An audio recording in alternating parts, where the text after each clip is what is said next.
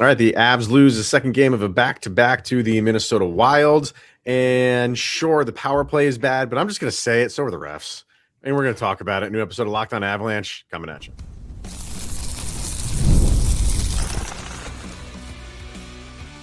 You're Locked On Avalanche, your daily podcast on the Colorado Avalanche. Part of the Locked On Podcast Network, your team every day. All right, everybody, welcome to another episode of Locked On Avalanche, part of the Locked On Podcast Network, your team every day. I'm your host, Chris Micieli. Joining me as always, Mr. Zach Pearson. Thank you for tuning in and making it your first listen of the day, and for making the Locked On Podcast Network the number one sports podcast network in the country. Always appreciated. We have a 5-2 loss for the Avs, a little bit inflated with a couple empty netters for Minnesota, but it's kind of what you expected in this game. Minnesota's a very good team. You're expecting a good back and forth type of game. But I thought, like, as the game went on, the Avs kind of decreased a little bit while Minnesota went the other way. Like, it was like, I thought the way the Avs started in this game was really good. I don't know. I can't imagine it's, the back-to-back that got to them. It could have been all of the penalties that doesn't help. I think there's a collection of things, but the way that the Avs started this game is not how they finished this game. So I was liking where it was going and how it was looking, and I was getting the vibe of it's one of those games where they just keep at it, and they're going to get 3-4 goals in this game, and it wasn't meant to be. Minnesota had a lot to do with that, but here we are. Shout out to Gustavsson, who played out of his absolute mind while apparently sick. Who knew? Because he just disappears for the last minute. 6 seconds into Jesper Wallstedt's stint, and he lets a goal in. So too bad we didn't get Wallstedt instead of Gustavsson tonight. Yeah, I know. It wouldn't have been that way. Yeah. Obviously, Jesper sits cold the whole game. No, I thought that was crazy though, and credit to him because the Avs did. I agree. First period, I thought they looked great. Yeah, little slow to start the second, and then they started picking it back up until the penalty parade, and then all of a sudden it was just an absolute nightmare. I don't know what does Nathan MacKinnon need to move into a different spot on the power play? Because it wasn't great. I didn't think he did. I'm not going to sit here and rail on him because I still think he was playing okay, but it just didn't look. It looked very sharp and intentional against Utah, and it looked more discombobulated tonight. Yeah, and I think I don't know why Nathan MacKinnon would do that. It's so weird to have that mindset, and I can't mentally go there. I can't mentally say let's take our best goal scorer and not put him on the top power play. It's just It sounds weird to say that. I still want him out there for the top unit, but I want him on the other side where Brock Nelson was at. I want him you're talking about moving. Just change the look entirely because you've got MacKinnon on that left side where Nečas did really well. I thought I remember him going to that other side a couple times. Not like on the wing, like where Nelson sets up, but on the goal line extended, basically. Yeah, okay. He was kind of down did go there behind the net and move that way a couple times, but I am talking about removing him from the top unit, not because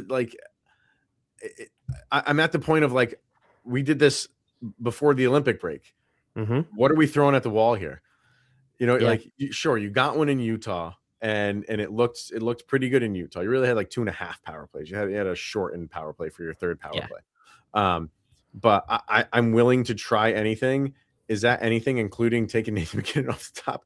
I'm laughing as I say that because it just sounds ludicrous and ridiculous, right? And I can't imagine them doing that. But I didn't like how it looked tonight. No, I didn't. I went back to that, and I kind of liked how it looked in Utah. The first one, I thought they were the first power play, each unit got a minute. That was it. You know, they didn't go to that minute 30 for the top unit and the remaining 20, 30 seconds for unit 2. And they didn't do that in the other ones. They went back to we're going to ride the top guys, which I understand doing that. Like, that's just, it's kind of human nature and regular coaching to want to have your best guys out there and figure it out. But man, we have been doing this for so long now. It's like, it's just I hate talking about it all the time because it's just what we have. It is just what we have at this point in time. They're our best players. They're going to be out there. So I say, like, oh, remove him from the top line, kind of in a joking manner, kind of not in a joking manner, because it's so just inept. You got to try anything. Yeah. That's an extreme that I don't think that Jared Bednar is willing to go to right now. No, but I feel like I'm back in the Broncos season screaming, stop with the screen passes. They don't work. I mean, it just, something has to change. You can't do this every time. And I mean, it was, again, there were other opportunities, and there were some, like, Nečas, obviously, with a great goal that goes top shelf and in. Yeah. But then he also rings one off the post, and it's like, well, maybe if that one's a little bit more inside, you're still beaten. Honestly, though, again, credit to Gustavsson. He might have been in a position where the only spot you could possibly get it close to the net was if it rang off the outside of the post. So there's just little things here and there. The Wild got a couple of good bounces. The goal that goes in off of, was that Ross Colton's skate? The third one? Was it? Yeah. The third one was Micieli. Micieli. Yeah. 20 or 70. It was 70. But I feel like the overall, like, again, like, to go at the start of the game, I liked that first period. Mm-hmm. I thought they had good puck movement, they had good puck possession. Parker Kelly looked great again in the first period, like chasing down pucks, chasing down loose pucks. I thought Martin Nečas had a fantastic game. I thought he looked fantastic from beginning to end in this game. I thought he was their best skater out there tonight. And you felt like Nathan MacKinnon was fighting it a lot tonight. And then he has, you have, I mean, what was it? 3-1. You get a power play, you pull your goalie. So it's 6-on-4. And he throws this pass directly to Matt Boldy for an empty netter. And you're just like, again, I don't know if he was still on, like, Italy time for that one. I'm sure he's looking at that. It just didn't. There's no way he saw that he was there and was going to make that pass. No way. So I don't know. I felt like, and that's the thing with Nathan MacKinnon is, like, when he's having an off night, like, he will grind. He will grind. He will work it out. He'll still give you the best chance and the best opportunity. But sometimes he tries a little bit too hard and makes those mistakes in the process. And that was a pass that just didn't need to happen. You had, I don't know who it was just going down to the corner. You got 6-on-4. Just dump it down. Just dump it. He gained the zone, stopped, and then threw that pass. Just throw it around. Just throw it at the back of the net and start cycling. So I don't know. You could tell he was kind of frustrated in this game. Credit to Minnesota for doing that, because I think, they play him pretty well. Minnesota's a big team. They're a big team, so they're not afraid to go throw themselves at you, and they're going to do that to your best players. Yeah, and they did that with MacKinnon. And MacKinnon can handle that. It's not that he can't handle it, but it seemed like they got under his skin a little bit. I think so. What was getting under my skin a little bit, how long, I think it was Quinn Hughes, how long are we just going to let him stand behind the net and never move? Because I'm relatively certain he took 5.5 minutes off of the clock just standing. I know it wasn't that long, but my goodness, it felt like an eternity of just sitting. Like, at some point, send a second forechecker in and just pincer attack him. Like, good grief. He can't just sit there for that long, guys. That was brutal. You have to do something. Yeah. And then before we go too much further too, I hope Kiwi's okay, because I wasn't upset with the hit. I don't think it was a cheap or illegal or anything. It looked like he got him in the chest. It looked like he played it properly. No, I wasn't okay. Yeah, it's just But unfortunate. my goodness, it result. looked like it hurt. So I hope he's all right. We'll see what happens with him. Well, that's what Minnesota can do to you. That's what you're saying. Like they are not afraid to play that type of game. So why don't we do that? Let's get our first break in. We come back. We'll continue to talk about this game. Kind of a couple of these questionable calls that did not help the Avs. And of course, we have our subtext crew and our sound checks. So a lot to get to with this game. So we'll do that after this. First, going to hear from Indeed, workplace chaos, deadlines stacking up, inbox overflowing, and the one position you have to fill is still sitting open. And when the pressure's on and you need the right hire, this is a job for sponsored jobs. Indeed Sponsored Jobs helps you reach people who actually fit what you're looking for, skills, experience, location, so you're not just hoping the right candidate stumbles across your post. So spend less time searching and more time actually interviewing candidates who check all your boxes. Less stress, less time, more results. And when you need the right person to cut through the chaos, this is a job for Indeed Sponsored Jobs.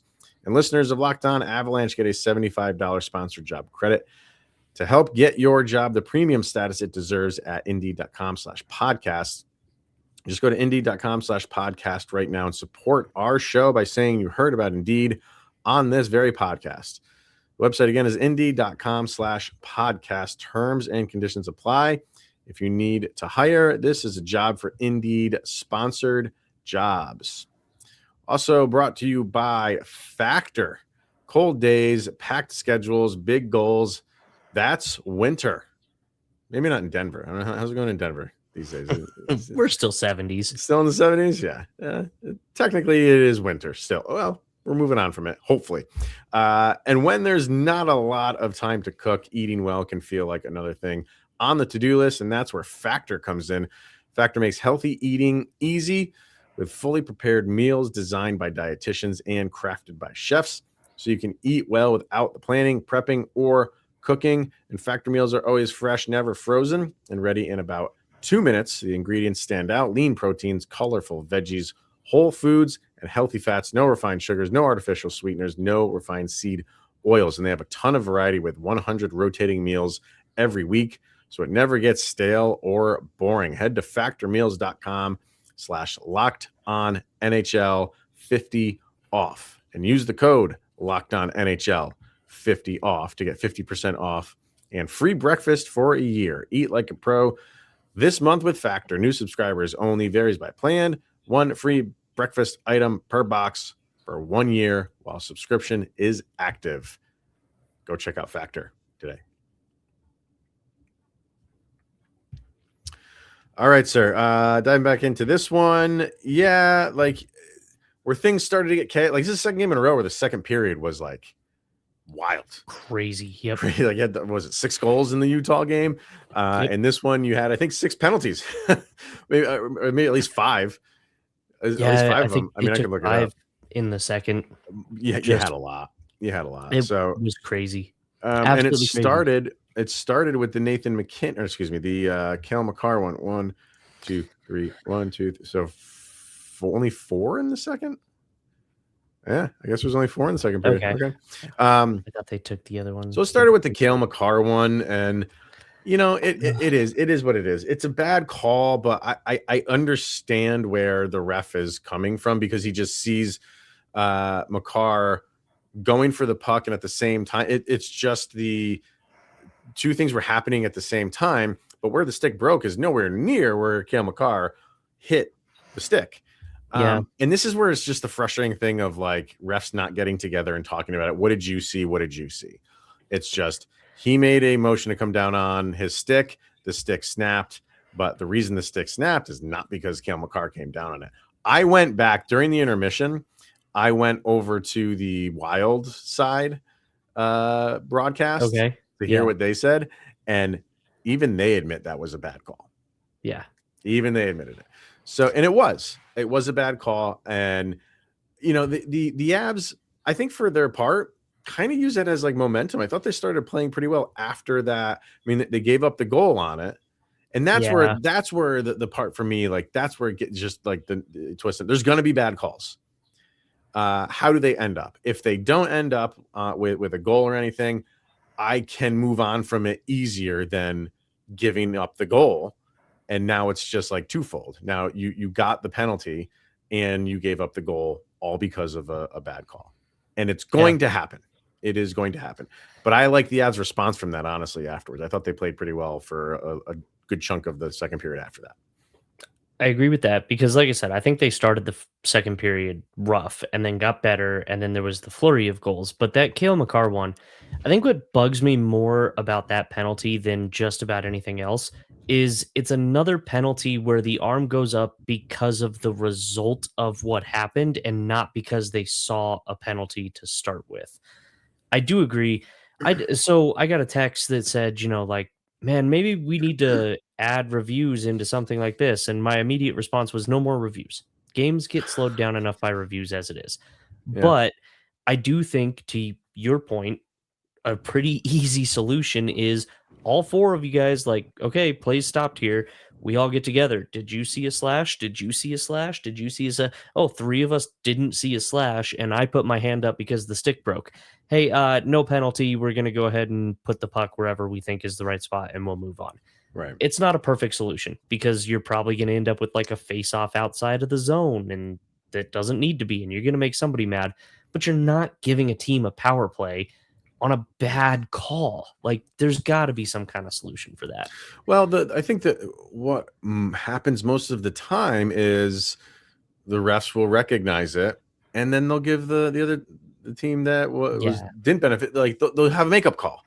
They'll do makeup calls like that. That happens. It does happen. It does. Oh, I know it does. Oh yeah, and rather than but I would rather you go get together and, like you're saying, and what did you see, and then overturn the call rather than give a makeup call. Yeah, like I'd go that route.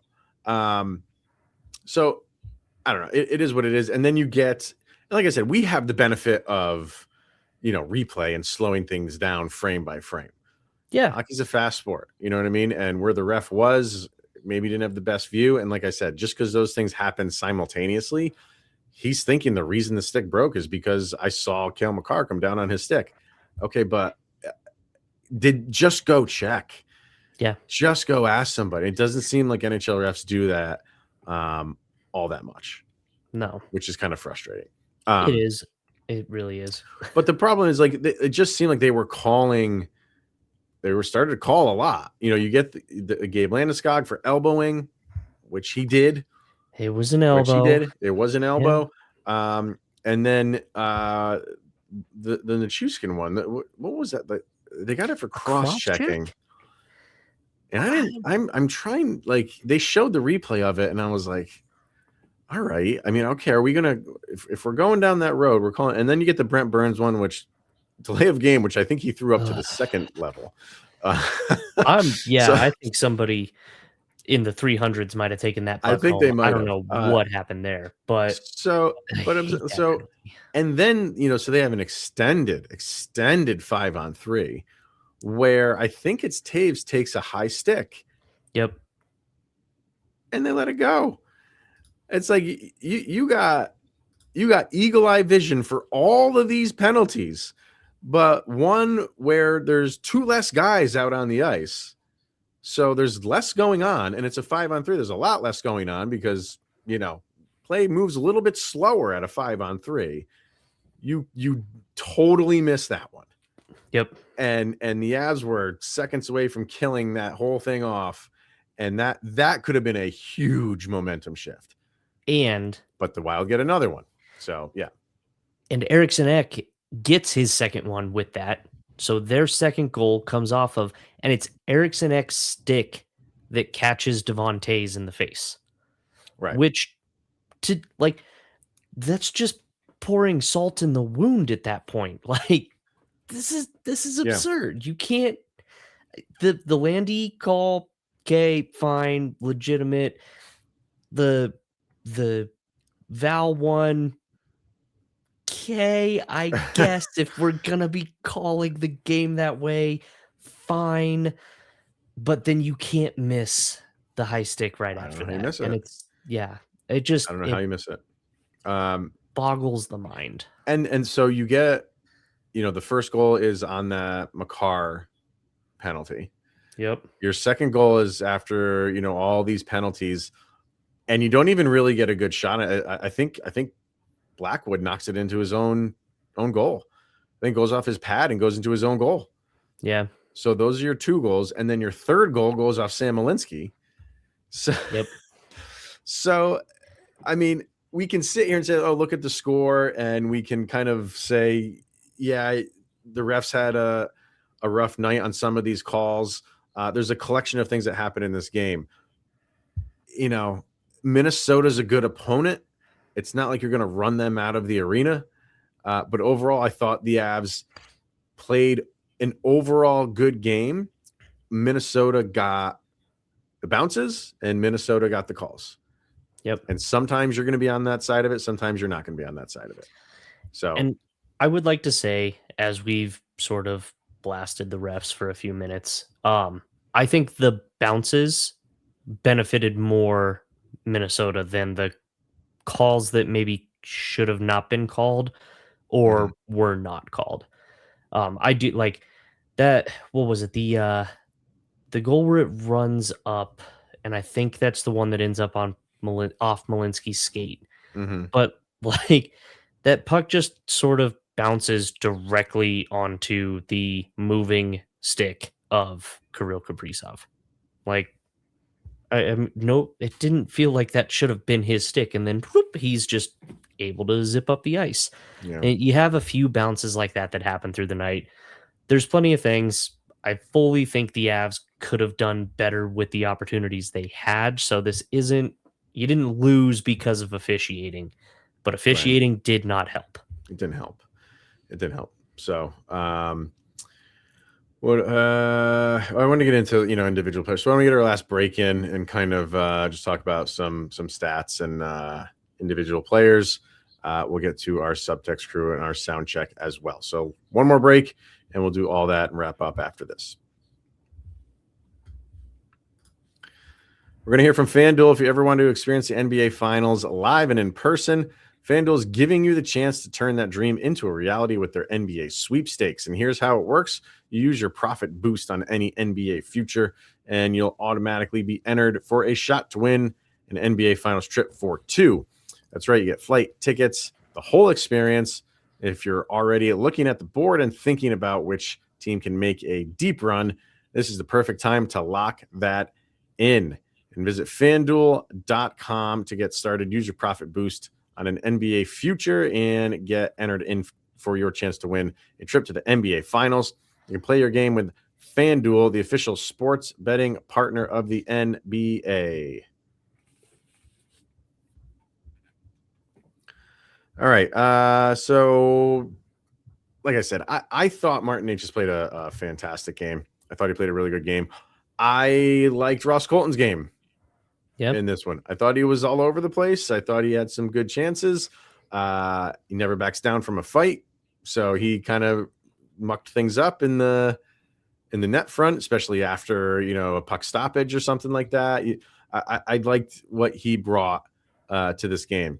If you look at like the hockey stat card for the Avs in this one, there's a lot of orange color going to the left, which is defense, like individual defense. So they struggled. My goodness. They struggled defensively, and you gave up 36 shots on goal. That's not ideal. You had 47.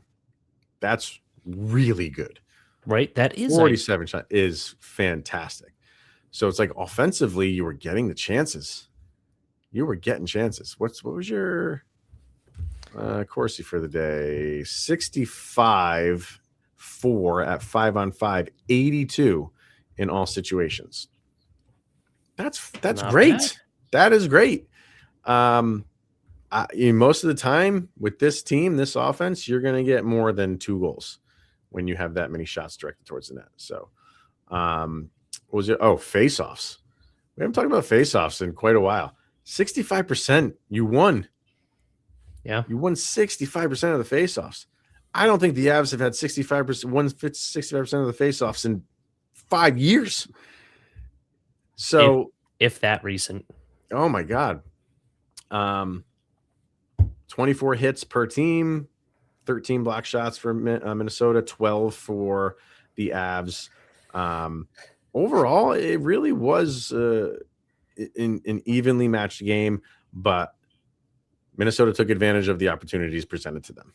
So there was one part, because the next two lines on NHL after those stats are giveaways and takeaways.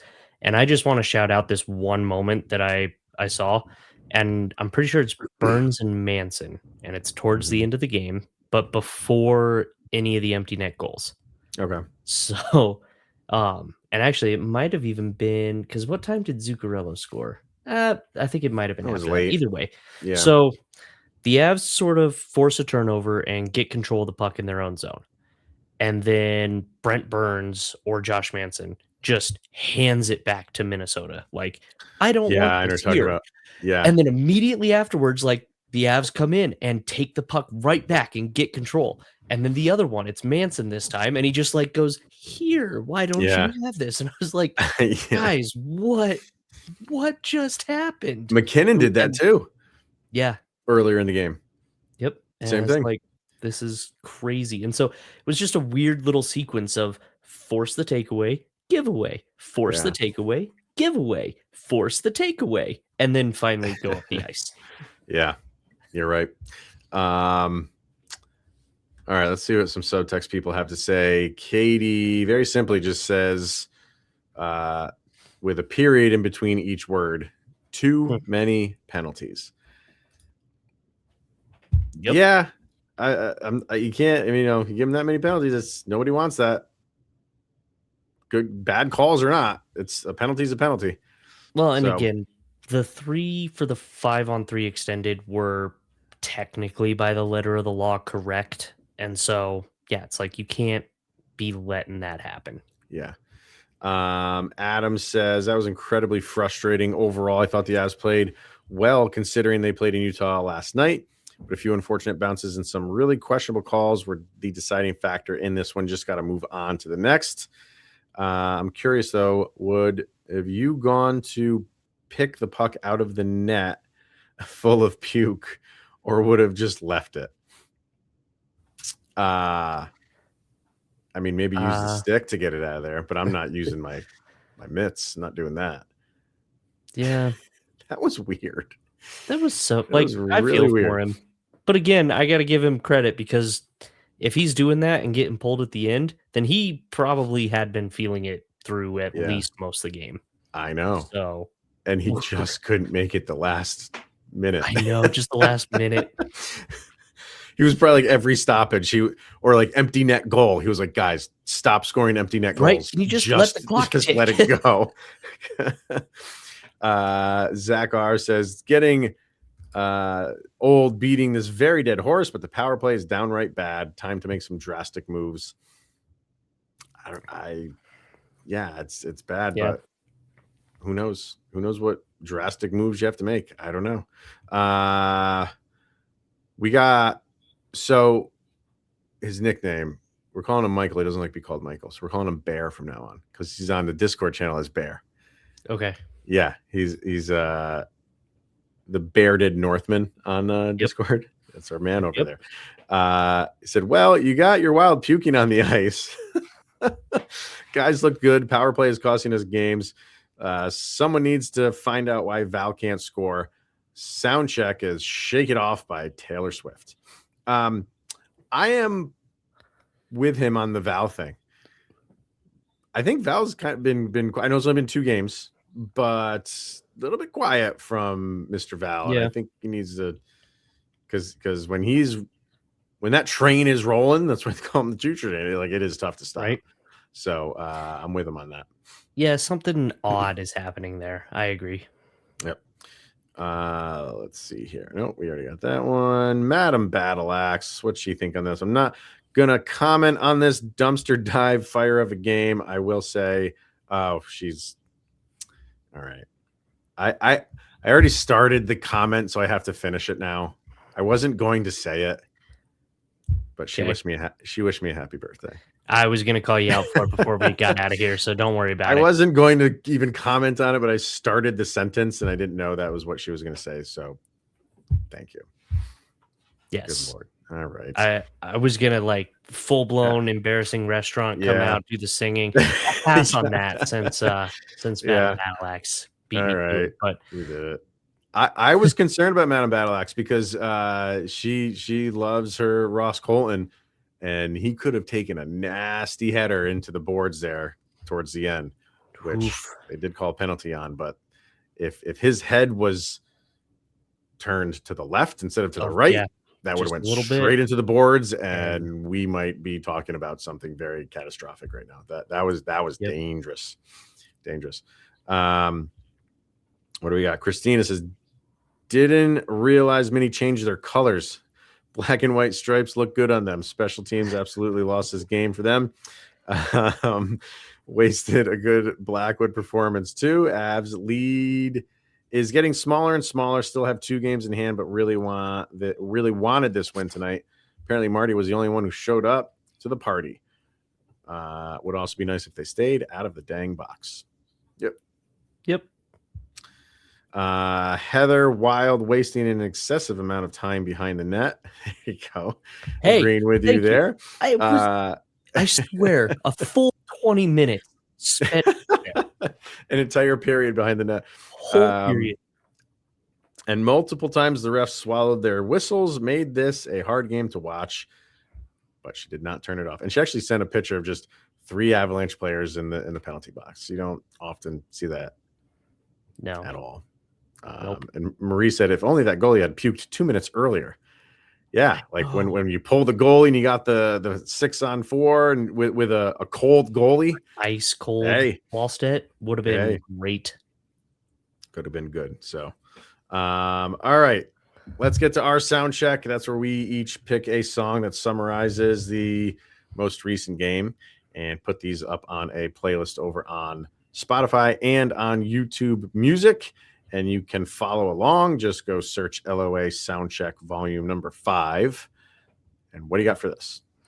So I'm going to John Butler Trio again. Okay. And the title of this song is picked specifically because sometimes you just lose to a zebra. So I'm going with Zebra by John Butler Trio. I was trying to look, we put up the graphic for the score. I was trying to look for something zebra in there, but there was really nothing. Yeah, I did the same thing, and I couldn't. So the Salt Shaker, because I'm definitely a little salty over that one. But so Zebra is my pick for the night. Who said it? Did Heather say it? No, I think it was Christina said really wanted this game. There are games that you want to win more than others. Right, and it's Wild are pretty typically Wild. Usually, Dallas is always that. For me, Vegas is always that. Like there's certain teams that you go up against. Like you just want to win those games. You can take a loss for Central Division. Yeah, right. Yeah, yeah. But she's right. Like you just want that win. So couple wanting to just win this game because who the opponent was. And not liking some of the calls and missed calls. I'm going with Oasis. Man, everybody knows it. Don't look back in anger. And just it happened, and we'll move on to the next one. So, but it is frustrating. It's frustrating when you lose these games. It is. So let's move on. All right. That is going to wrap it up. Anything else you got for this one, sir, before we call it an episode? No, I'm pretty much set. You're ready to put this one in the... Yeah, I think so. Perfect timing because somehow my cat grew opposable thumbs and opened up the door. So, yeah. All right. Is this the gray cat? No, this is the black one. This is the other one. Yep. All right. He's feeling better. He got his arthritis shot today, so now he doesn't feel quite so... all right. Clearly figured out how to work a doorknob. What kind of shot is that? Is they growing opposable thumbs with that shot? Yeah, that they're apparently, giving? So it's the Fallout special. Wow. All right. Well, Cat's coming off the LTIR, and we're gonna wrap this thing up. So Thank you for tuning in, making it your first listen of the day. That is always appreciated. He's Mr. Zach Pearson. I am Chris Micieli. This is the Locked On Avalanche podcast. We'll see you guys on Monday. And yeah, you made it through another 24 hours where Sidney Crosby is, of course, that much closer to being with the Colorado Avalanche.